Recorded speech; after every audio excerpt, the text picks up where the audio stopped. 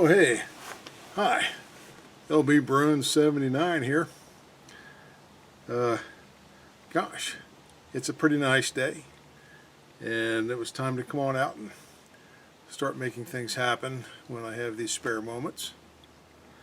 For the No Name Nationals, I had the vehicle that I wanted to take.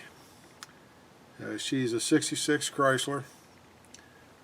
I bought this thing about 6 years ago, and I bought it because my wonderful wife said if you buy an old car, it has to run, it doesn't need a paint job, and it doesn't need any interior work. So I said, well, that's going to let out an awful lot of cars. But it just so happens I spotted this one, and it's actually a Survivor from Chicago. She has 43,000 original miles on her, and I purchased it from the original owner's family out of his estate. So, you know, I thought about it. I put that other video up, and I said, you know, God, I could take those old DeSoto parts I had from the 361 in 1958 DeSoto and slap them right on here. But you know what? I got inspired by 318 Will Run's challenge for Who's Your Garage, and it reminded me of about 40, well gosh, I don't know, 45 years ago or thereabouts. It was the fall of '77. I actually bought my first car, and I bought it from my next door neighbor, and it was a 66 Chrysler.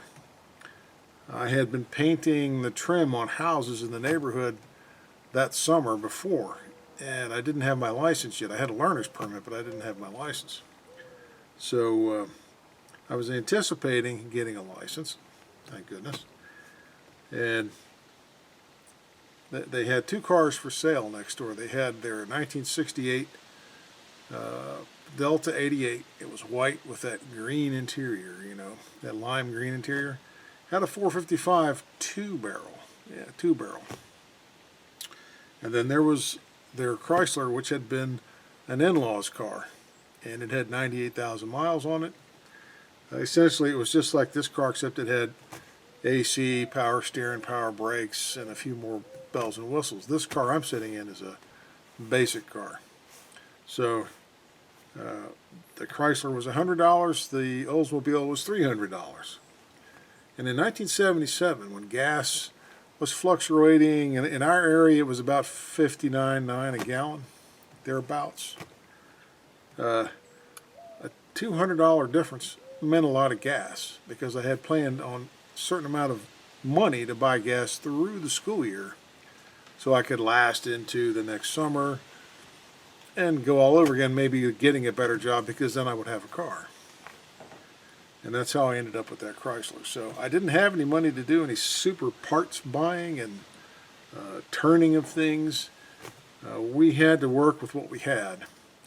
It was a 383 two-barrel, and I mean, I've already done projects after that, years for that. I mean, did restorations and things.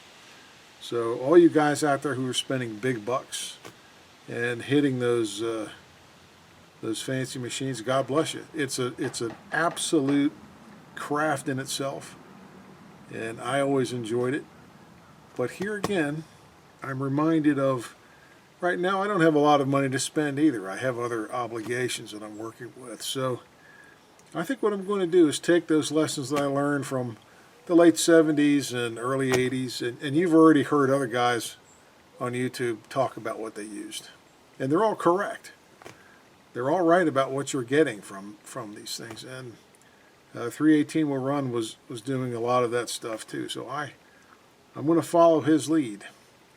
Now this car supposedly, according to some online site, runs about a 17-second quarter mile. So that puts it into the 11 seconds for an eighth of a mile. So there's a lot of room for improvement, and it's probably going to be easier than people think, even as a two-barrel. So what I'm going to do is not throw high-performance parts at this car. I want to keep this car stock and original, and if I can get to the No Name Nationals and actually get a clock on me, I want to make sure that I'm doing a lot better.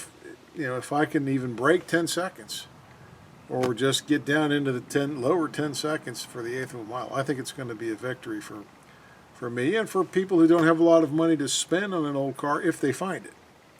Because you will pay so much money now. You won't find these cars for $100 anywhere that I can think of, unless it's rusted into the ground. So the next video that I do, I'm going to go hunting for the broadcast sheet.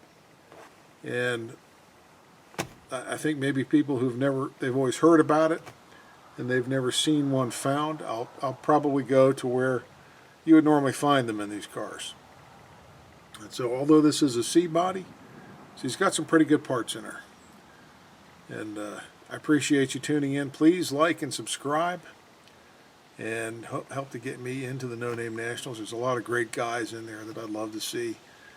Two Hacks Garage has a little side thing. Well, it's not quite an actual call out, I guess, but Two Hacks is building one hell of a T-Bird, and even though I'm outclassed cubic inch wise, I think it might be a lot of fun just to watch the two cars sit side by side at the starting line and then watch the T-Bird just waste a Mopar. I mean, every Ford guy always wants to beat a Mopar, right? So now's your chance. So thank you very much. As Red Skelton used to say, I wish you all continued success. God bless and have a good night. Take care.